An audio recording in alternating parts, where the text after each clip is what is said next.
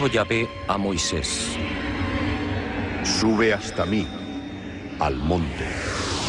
Quédate allí y te daré las tablas de piedra, la ley y los mandamientos que tengo escritos para su instrucción.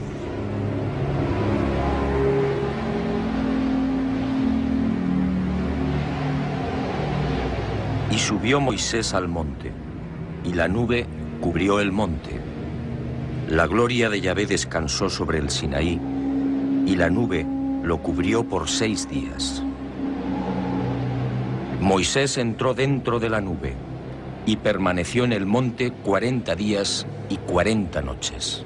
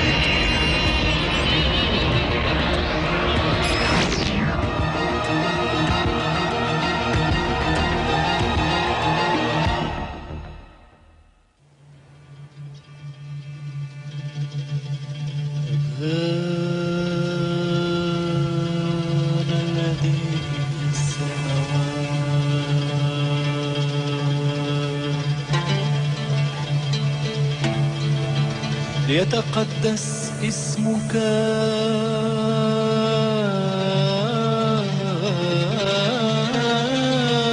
لتكن مشيئتك أبانا الذي في السماوات. Hace 3200 años aproximadamente, este gesto habría sido fatal. Al tocar el arca de la alianza, habría caído fulminado. Hoy quiero contarle una nueva historia. La historia del objeto sagrado más enigmático, codiciado y mortífero. Sígame. Venga conmigo al planeta encantado de los sueños. Y Yahvé habló a Moisés y le dijo: Harás un arca de madera de acacia de 2 codos y medio de largo, 1,5 codos de ancho y 1,5 codos de alto. La revestirás de oro puro, por dentro y por fuera la revestirás. Harás también varales de madera de acacia que revestirás de oro, y los pasarás por las anillas de los costados del arca para transportarla. Los varales deben quedar en las anillas del arca y no se sacarán de allí. Y en el arca pondrás el testimonio que yo te voy a dar. La península del Sinaí, más de 62.000 kilómetros cuadrados estratégicamente situados entre África y Asia. Un desierto sofocante habitado por 200.000 personas, la mayoría beduinos, y gobernado por la cadena montañosa del Sinaí, el desierto del Éxodo.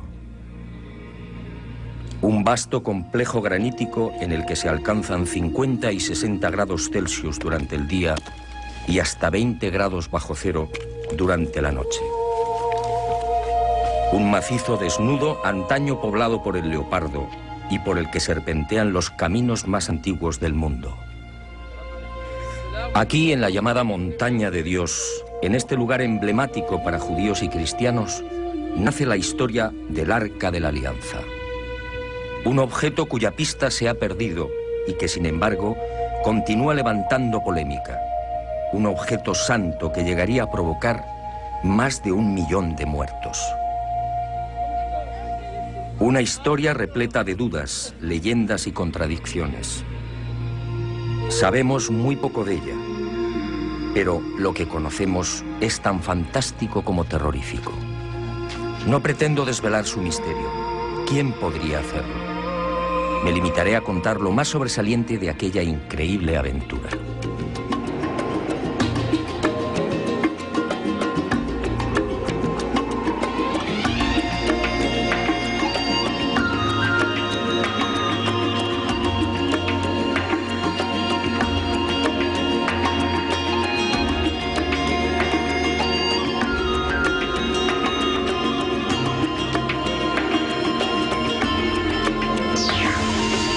Tras sacar al pueblo hebreo de Egipto, Moisés lo conduce por el desierto.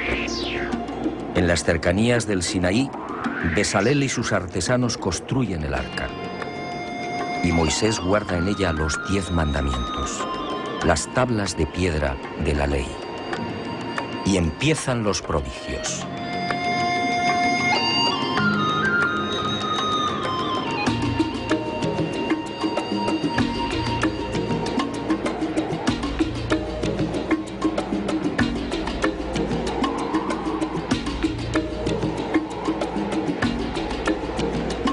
Durante 40 años, los hebreos deambulan por las cañadas y los macizos de granito rojo de la gran península sinaítica. El arca permanece con ellos, oculta bajo la tienda de la reunión. Una extraña y singular nube la cubre, y cuando esa nube se pone en movimiento, el pueblo levanta el campamento y la sigue. De día brillaba al sol, y de noche era roja como el fuego.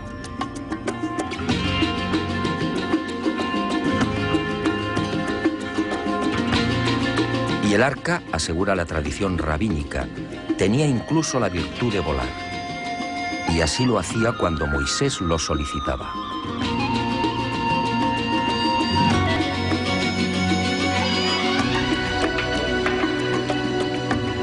Tras 40 años en este desierto, Moisés prosigue su camino hacia el norte, alcanzando finalmente el monte Nebo, en la costa nororiental del Mar Muerto. Desde allí contempla la tierra prometida y al parecer muere. Contaba 120 años de edad.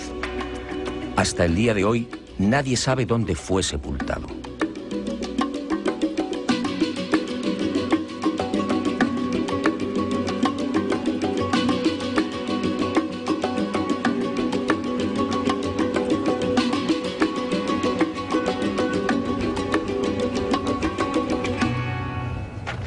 A partir de este lugar, el Arca de la Alianza volvería a cobrar un especial protagonismo.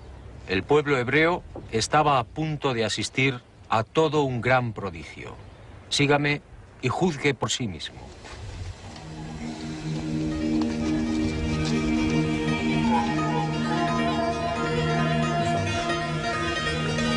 Josué, el nuevo caudillo, escuchó la voz de Yahvé y siguiendo sus órdenes condujo al pueblo hasta las orillas del Jordán. El arca fue alzada sobre los hombros de los sacerdotes y marchó a la cabeza de los hebreos. Y al tocar las aguas, el río se detuvo. Y dice el libro de Josué: Las aguas que bajaban de arriba se detuvieron y formaron un solo bloque a gran distancia, mientras que las que bajaban hacia el mar de la sal se separaron por completo, y el pueblo pasó frente a Jericó. Los sacerdotes que llevaban el arca de la alianza de Yahvé se estuvieron a pie firme, en seco, en medio del Jordán, mientras que todo Israel pasaba en seco hasta que toda la gente acabó de pasar el Jordán. Y cuenta la Biblia que por delante del pueblo cruzaron unos 40.000 guerreros armados, dispuestos al combate y hacia la llanura de Jericó. Y me pregunto, ¿cuánto pudo durar el milagro? Según los especialistas, amén de esos 40.000 guerreros, el grueso de las 12 tribus de Israel podía oscilar entre 250.000 y 500.000 almas, sin contar rebaños, carros y animales en general. ¿Qué clase de artefacto era el arca? ¿Cómo pudo inmovilizar un cauce con un volumen aproximado de 500 metros cúbicos por minuto?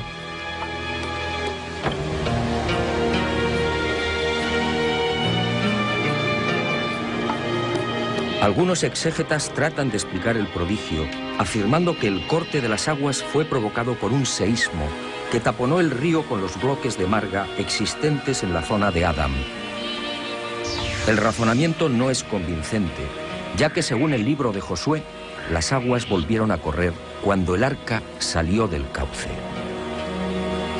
Y con toda razón, al conocer la extraordinaria noticia, reyes y súbditos de la vieja Palestina se estremecieron. Y Yahvé consiguió un doble efecto: impresionar una vez más a su pueblo y minar la moral de los cananeos, los legítimos propietarios de una tierra que estaba a punto de ser expoliada.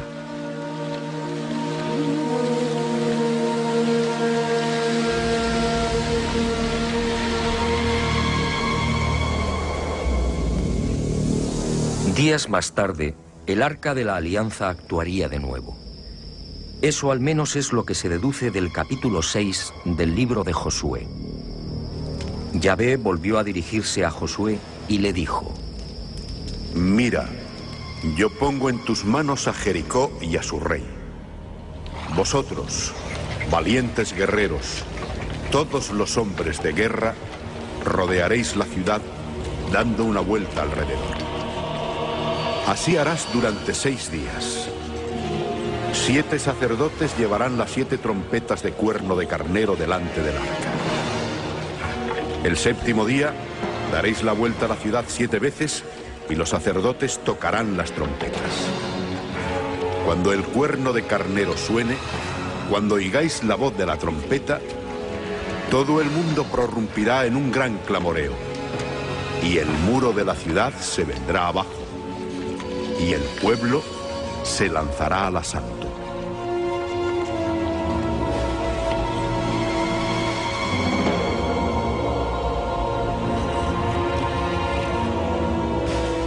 Y así fue.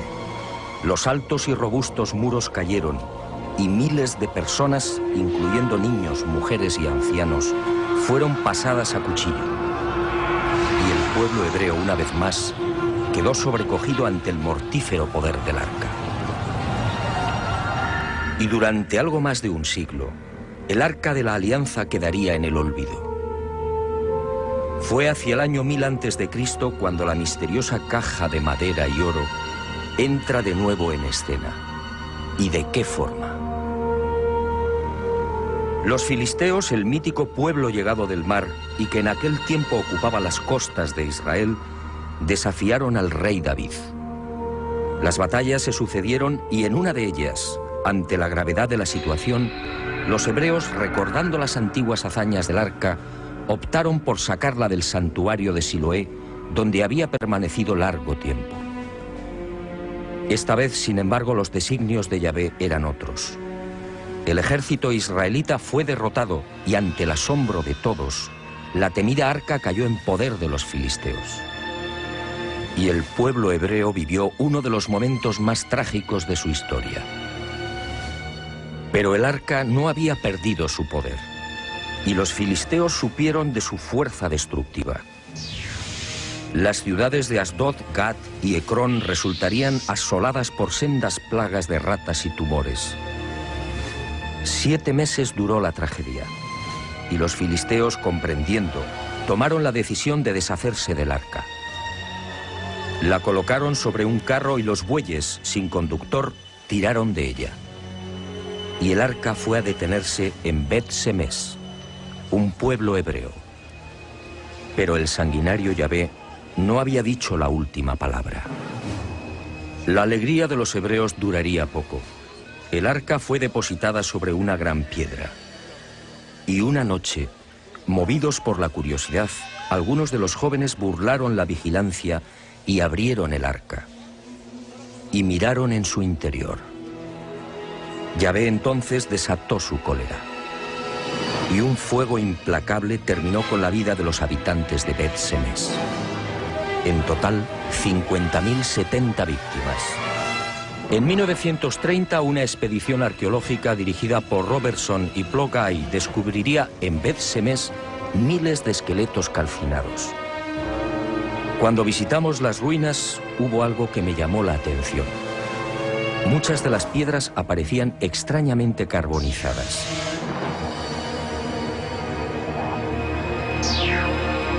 Los escasos supervivientes de Bet-Semes, al igual que sucediera con los filisteos, no consintieron que el arca siguiera en sus tierras. Y fue trasladada a las colinas de Kirjat Yarim, hasta que un día, hacia el año 928 a.C., el joven rey David decidió designar a Jerusalén como la capital de Judá. Y quiso que el Arca de la Alianza estuviera presente en la recién estrenada capital del reino. y las desgracias siguieron acompañando al arca. Esta vez ocurrió en el traslado desde las colinas de Kiryat Yarim. A un lado vigilante caminaba Usá, uno de los hebreos que la había guardado durante esos 20 años. De pronto, al llegar a la era de Nacón, lo accidentado del terreno puso en peligro la estabilidad de la carreta y del arca. Y Usá, tratando de evitar el vuelco, extendió la mano sujetándola. El libro segundo de Samuel es contundente. Entonces la ira de Yahvé se encendió contra Usá. Allí mismo le hirió Dios por este atrevimiento, y murió allí junto al arca de Dios. No es difícil imaginar la irritación del rey David al ver caer al voluntarioso Usá. ¿Qué mal había hecho? Y David suspendió el traslado a Jerusalén. 3 meses después, los rabinos informaron al rey. La familia que fue designada para guardar la mortífera arca había prosperado espectacularmente. Solo entonces fue recibida en Jerusalén.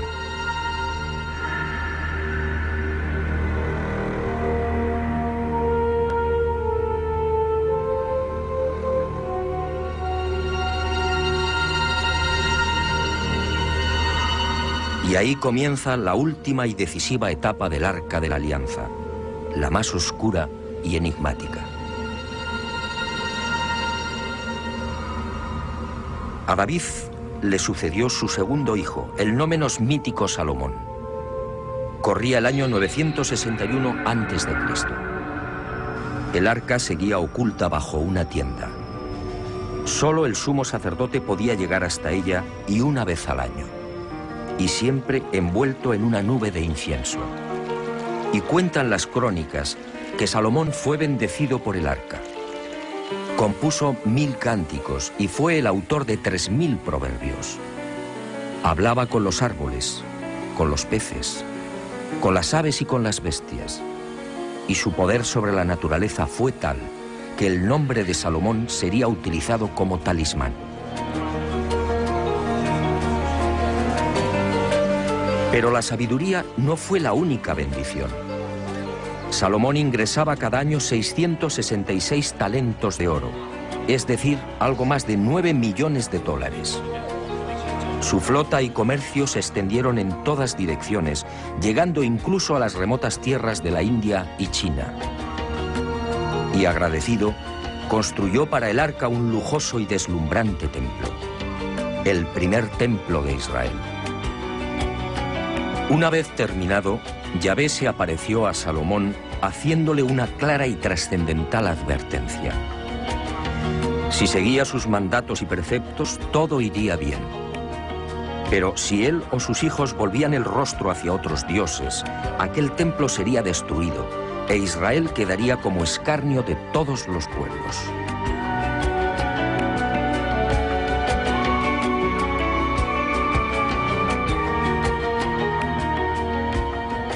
Quiero que preste especial atención a esta advertencia de Yahvé al rey Salomón. En mi opinión, la clave para entender el destino final del Arca de la Alianza. Un destino muy distinto al que nos han contado.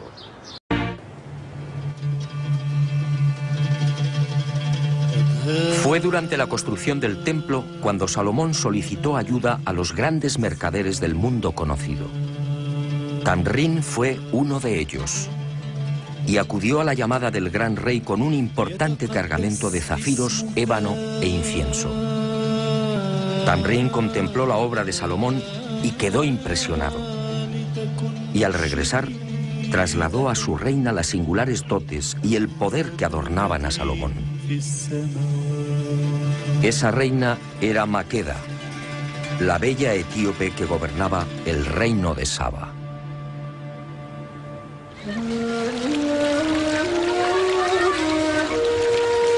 La reina de Saba no lo dudó. Su país era rico en especias y resinas aromáticas como el incienso y la mirra, y quiso fortalecer las relaciones comerciales con el poderoso vecino del norte. Esa en realidad fue la razón principal que movió a la joven virgen a viajar hasta Jerusalén. Un viaje de 2.500 kilómetros. Un dato que dice mucho sobre el coraje y la fuerte personalidad de la reina de Saba. Maqueda también quedó deslumbrada. Y esa misma leyenda tomada de la Gloria de los Reyes, el libro que narra la épica nacional etíope, nos dice que al final de su estancia en Jerusalén, Maqueda fue seducida por el mujeriego Salomón. Y Maqueda parte hacia Saba sin saber que está embarazada. Antes de abandonar Jerusalén, Salomón le hace entrega de un anillo y le dice: si tuvieras un hijo mío, envíamelo. Si porta este anillo, sabré que yo soy su padre. El niño creció y al llegar a los 18 años, Maqueda lo envía ante Salomón. Y Salomón le da un nuevo nombre, David, en memoria de su abuelo. Y llega el día de la despedida. Salomón decide que el hijo de Maqueda sea escoltado hasta Saba por 1 millar de jóvenes, hijos de los principales dignatarios de Israel. La orden de Salomón no gusta a los israelitas, y según la leyenda etíope, sucede un hecho desconcertante. Uno de los jóvenes elegido para acompañar al hijo de la reina de Saba maquina un plan para vengarse de Salomón. El tal Azarías, hijo de Sadoc, el sumo sacerdote, se las ingenia para robar el arca de la alianza, dejando en su lugar una réplica. Y la comitiva se pone en marcha. Pero algo extraño sucede. Y según el libro sagrado de los etíopes, según reza en la Gloria de los Reyes, el poder del arca cubrió de nuevo a los caminantes. Sin saber cómo, hombres y carretas fueron elevados en el aire y transportados así hasta el vecino Egipto. Y planeando como el águila sobre el viento, la expedición gana las orillas del Nilo en un solo día. Un trayecto que exigía 13 jornadas. A su paso por Egipto, los ídolos son derribados.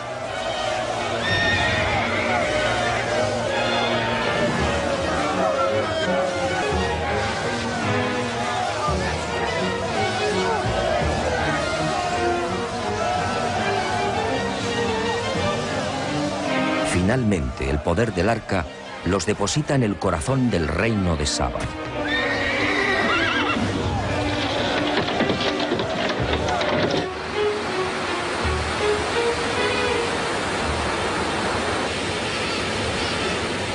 El mítico reino de Saba, un próspero territorio que abarcaba parte del actual Yemen y Etiopía. El mítico país de Pun, descrito en los papiros egipcios, en la geografía de Ptolomeo y en los libros de Mani, el príncipe persa.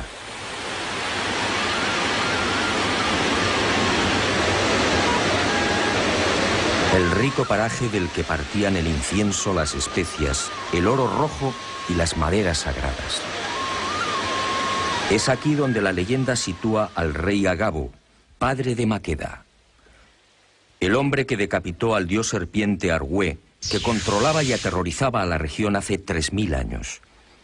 Un misterioso dios que habitaba en los cielos y que descendía a tierra con las lluvias. Una criatura mitad hombre, mitad reptil, que se alimentaba con la sangre de humanos y animales.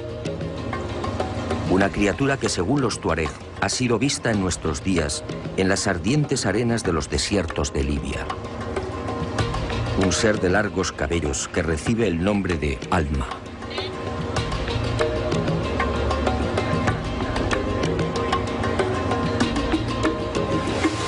Los cristianos etíopes se aferran a la leyenda y aseguran que el arca, una vez en el reino de Saba, fue escondida en un viejo monasterio en la orilla oriental del lago Tana.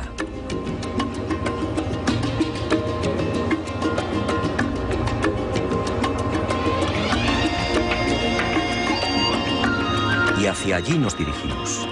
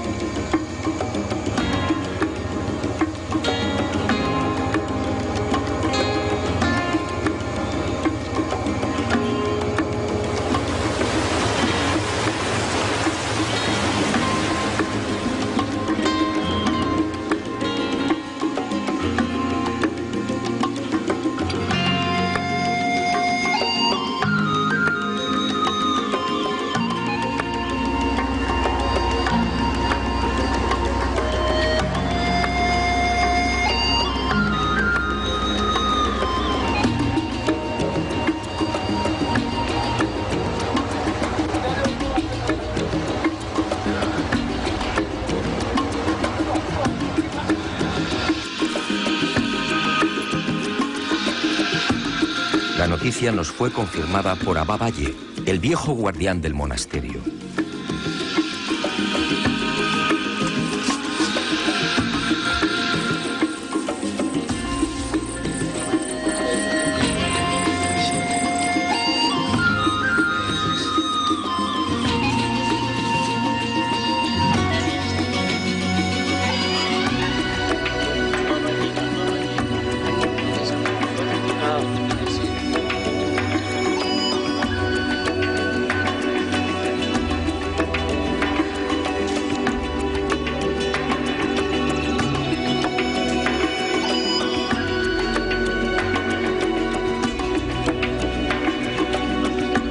Y aquí permaneció durante 1100 años hasta que el rey Ezanas se convirtió al cristianismo en el 303 de nuestra era. Entonces, aseguró Abba, el arca fue trasladada a la ciudad de Aksum, la capital del reino de Maqueda.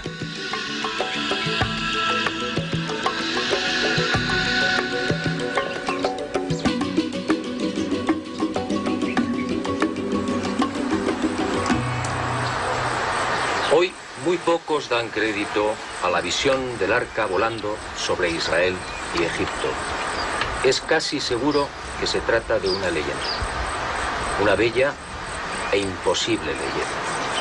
Pero aquí en Etiopía, en el lago Tana, los cristianos consideran este tema todo un dogma, un asunto de fe. Sígame y juzgue por sí mismo.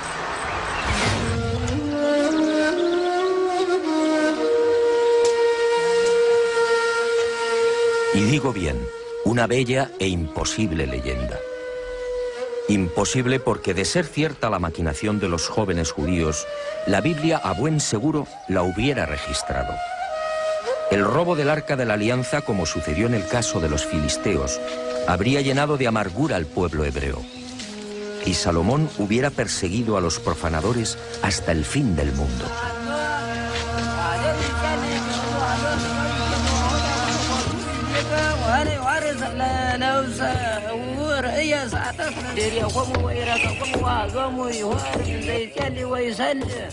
ويستبقوا أملاكه اسم بقى وعنكت وعلي وفرع وبيا بايتيتو وقم يتلي ورهوا بيا أملاكه ويبيرا بي وأملاكي يستيق سمعت أنت وطو أملاكه ونفرسوس وطويتني مرين تلبي أريني ستنجرس ورتك وعاد السيطة يعود كنز أنت فلن يمروك الوطوة كمان في مسؤولتك ومستمع تليوز وقال سرعي كتارا زي نفسي زي هو مسناد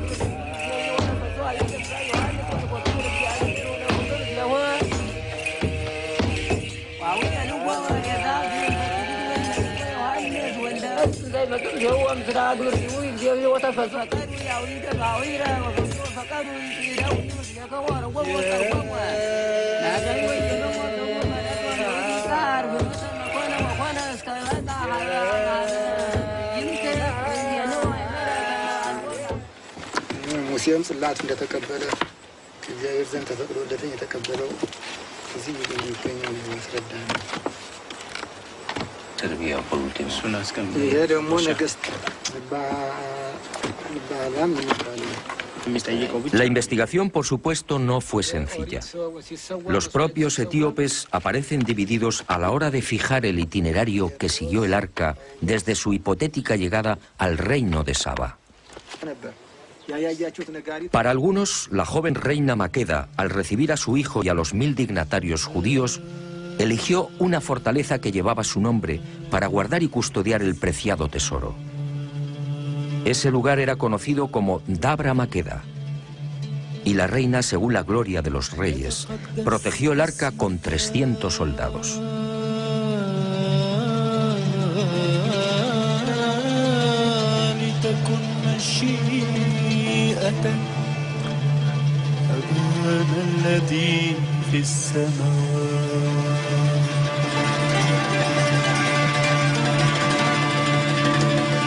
Pero existe incluso una tercera versión. Para otros etíopes, nada más pisar Saba, el Arca de la Alianza fue trasladada a las montañas de Tigré, en la frontera con la actual Eritrea. Y allí, en una ermita excavada en las paredes rocosas del monte Fashi, permanecería hasta el siglo IV de nuestra era, cuando el citado rey Ezanas la condujo a la capital del reino, Aksum.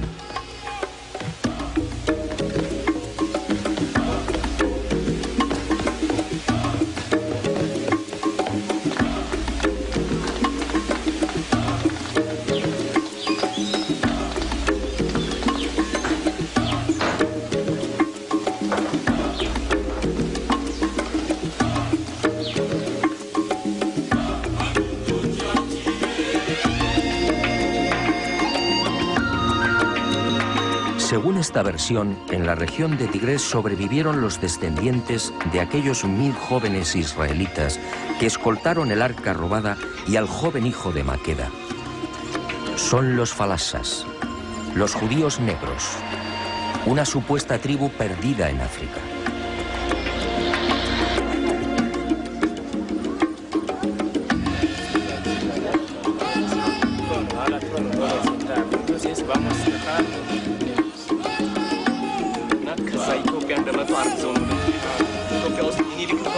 Unos etíopes que conservan buena parte del ritual y de los preceptos de Moisés.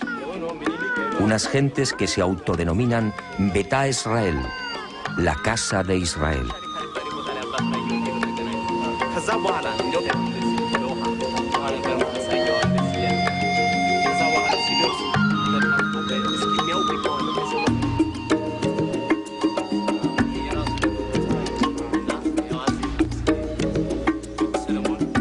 Pueblo que acepta y cree en el traslado del arca hasta Saba.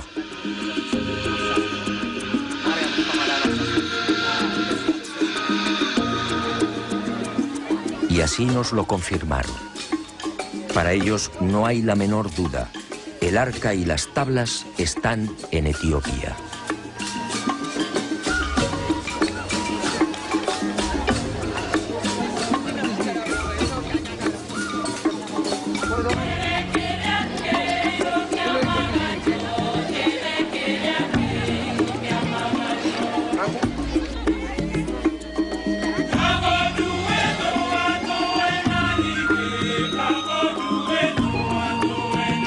Nuestra búsqueda prosiguió, aunque como era de prever, con escaso éxito.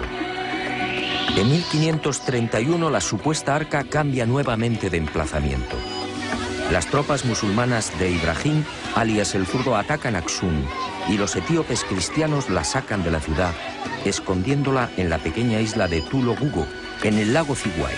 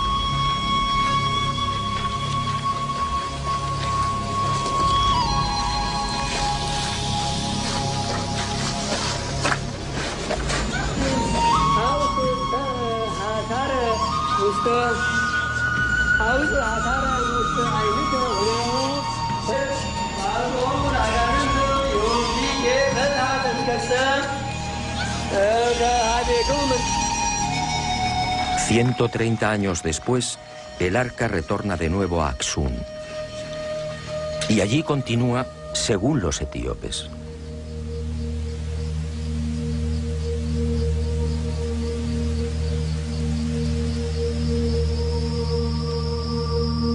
Fue inútil. En toda nuestra aventura por Etiopía no conseguimos una sola pista sólida y fiable. El arca, dicen, está aquí, pero nadie la ha visto. Todo son conjeturas. sospechas. Todo es fe. Una fe, eso sí, capaz de levantar iglesias como las de la Libela.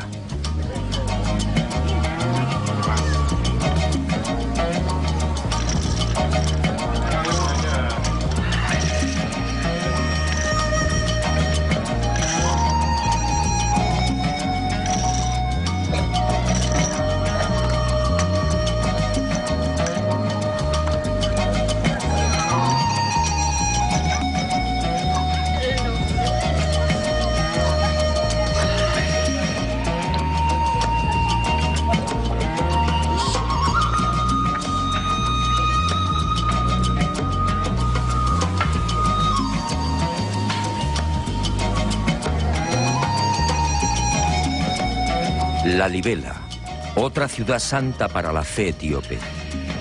Sus 12 iglesias excavadas en la toba volcánica hace 800 años son otras tantas oraciones en piedra.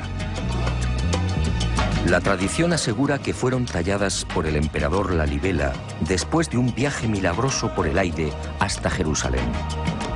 Por eso rezar, vivir o morir en Lalibela es todo un seguro de salvación. Lalibela para los etíopes cristianos es la segunda Jerusalén.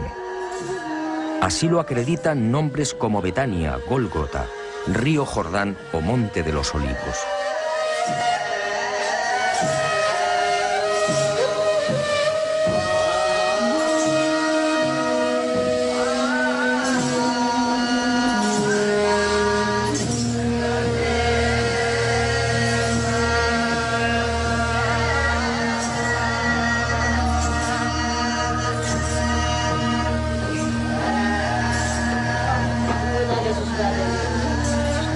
En un laberinto de pasadizos a 15 y 20 metros bajo la superficie, un ejército de monjes y ermitaños recita sin descanso el Viejo y Nuevo Testamentos, siempre en Ge'ez, la vieja lengua de Aksum.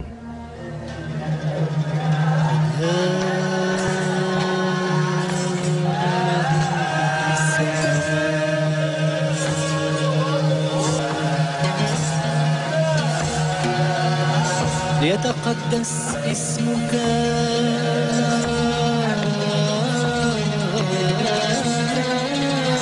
لتكن مشيئتك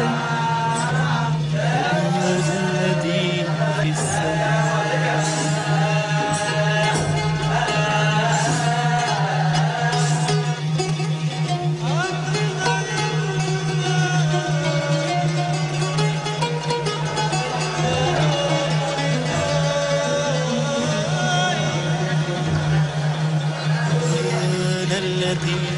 Y ha sido justamente esa fe la que ha mantenido a Etiopía frente al hambre, las guerras y la desolación.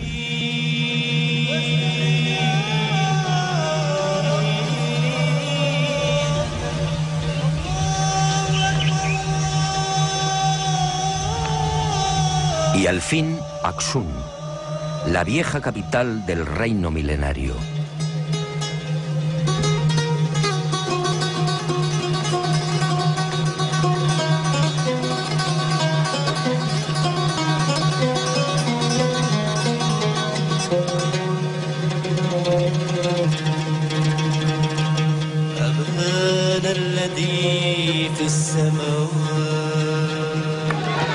En la actualidad, Aksum es un lugar tranquilo y agrícola, sin casi memoria de su antiguo esplendor.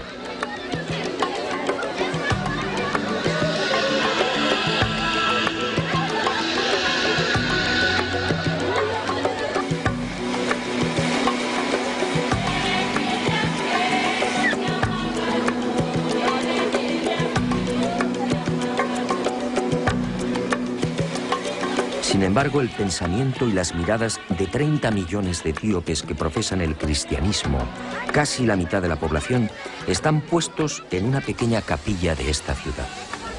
Santa María de Sion, el templo más sagrado y en el que, según la tradición, se guarda el Arca de la Alianza.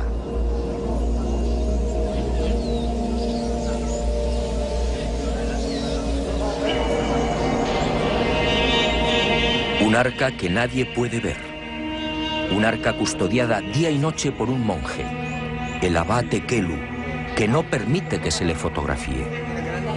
Hablamos con el abá Mekonnen, custodio de los tesoros de Santa María de Sion, pero fue inútil. Aquí, según él, se encuentra la verdadera arca, la que fue robada al rey Salomón. ¿Ver el arca? Negó con la cabeza y exclamó: ni siquiera Haile Selassie, el emperador, pudo verlo. Si usted lo hiciera, si llegara a contemplarla, añadió, desaparecería. Se volvería invisible. En el mejor de los casos, quedaría ciego o paralítico. El guardián del arca es igualmente sagrado. Nadie debe filmarle. Planeta Encantado, sin embargo, lo consiguió.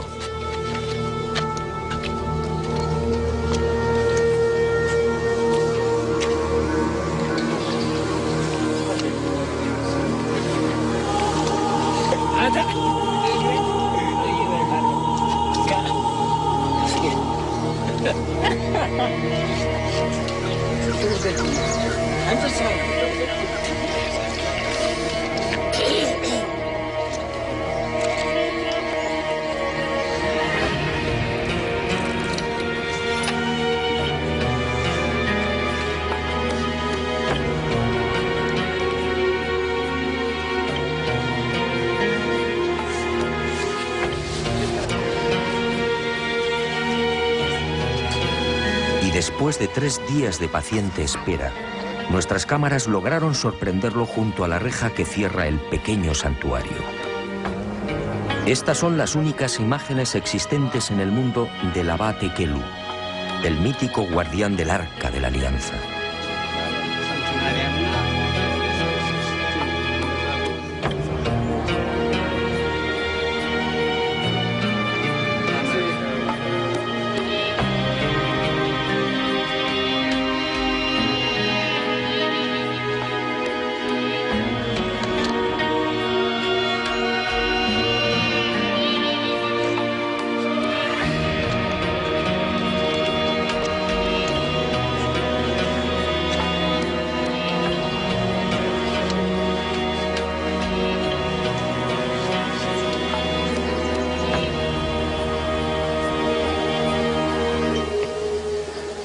Es preciso ser sincero.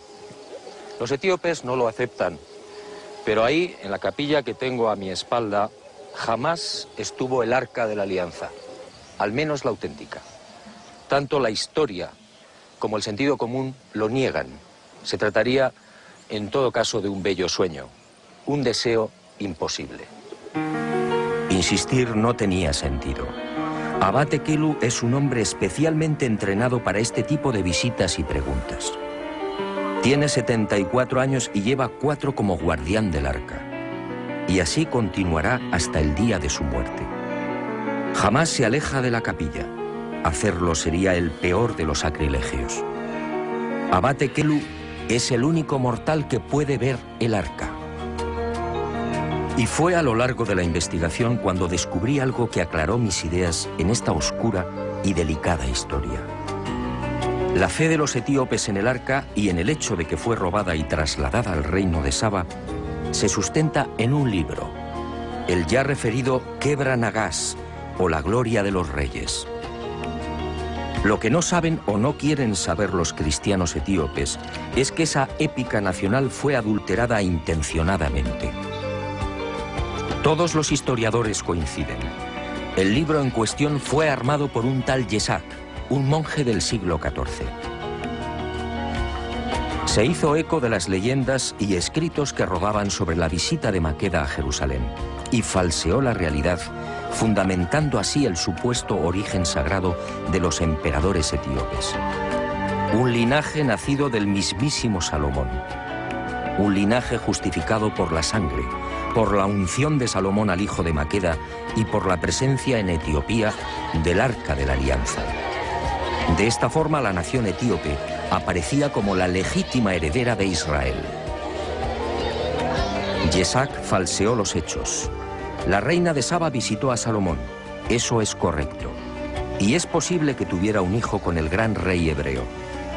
Y es verosímil incluso que ese hijo se trasladara a Jerusalén y que fuera educado en los preceptos de Yahvé, regresando a Saba con una nutrida escolta judía.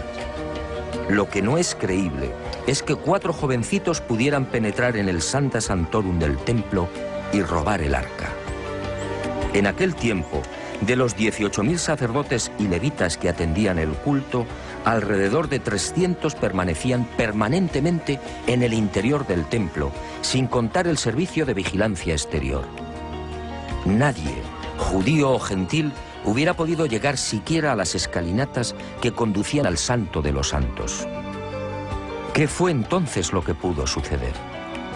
Cabe la posibilidad de que Salomón obsequiara al hijo de Maqueda con una copia del arca. Y esa réplica, en efecto, llegó a Saba. Eso fue todo. El resto es leyenda y, como decía, manipulación pura y dura. La presencia del arca en Etiopía, en suma, no resiste el menor análisis histórico.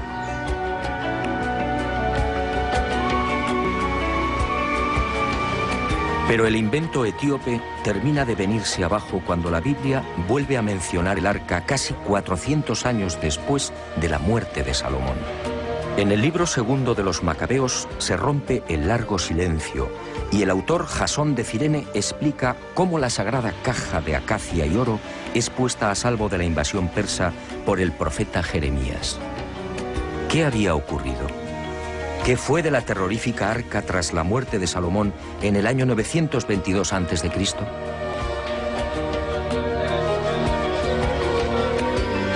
Son varias las hipótesis, aunque la clave para mí hay que buscarla en la ya referida y trascendental advertencia de Yahvé a Salomón.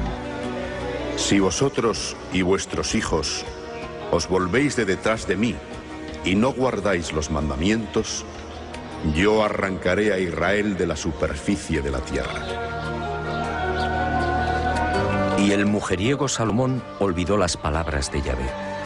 Y cuenta el libro primero de los Reyes que, llegada a la ancianidad, el sabio y poderoso rey se dejó tentar por sus mujeres, adorando a los ídolos y construyendo incluso un altar a Quemos, una de las divinidades de Moab.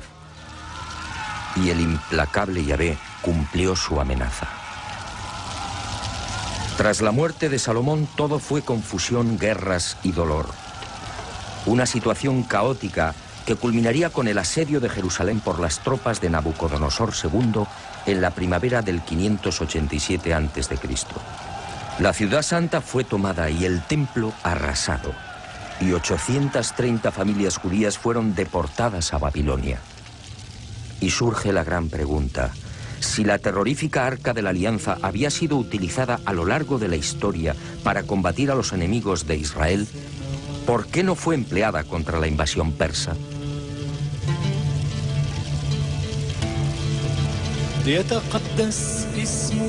Solo cabe una respuesta.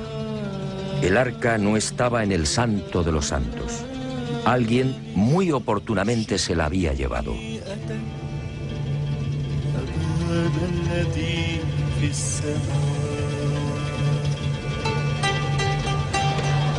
Para unos, el santo y sagrado emblema de Israel pudo ser escondido por Salomón en las grutas o laberintos existentes bajo la roca que hoy protege la cúpula de la mezquita de Omar. Para otros expertos, basándose en el mencionado libro segundo de los Macabeos, fue Jeremías quien, tras recibir una revelación divina, entra en el templo y conduce el arca hasta el monte Nebo, escondiéndola en una gruta y evitando así que cayera en manos de los persas. ¿Sigue oculta en las entrañas del monte Nebo? ¿La devolvió Jeremías o sus sucesores a la ciudad de Jerusalén? Si fue así, ¿la ocultaron de nuevo bajo la gran roca? Esta es la tesis defendida hoy por buena parte de los sabios y rabinos judíos. Y esta justamente la razón más importante y secreta por la que Jerusalén jamás será devuelta a los palestinos. Y usted se preguntará con razón, ¿sigue el arca en este lugar después de 2500 años? Permítame que le lea un breve pasaje del libro de Ezequiel, capítulo 20, versículos 18 y 19. Dice así: La gloria de Yahvé salió de sobre el umbral de la casa y se posó sobre los querubines. Los querubines desplegaron sus alas y se elevaron del suelo ante mis ojos, y las ruedas con ellos. No será como dice el profeta Ezequiel, que la terrorífica arca fue sacada del templo por el propio Yahvé. No será que la misteriosa caja de madera y oro abandonó la tierra hace 2500 años. No será que el arca, como Yahvé, solo son un recuerdo al que se aferran las religiones y los fanáticos. No será que el tiempo del sanguinario Yahvé ha pasado.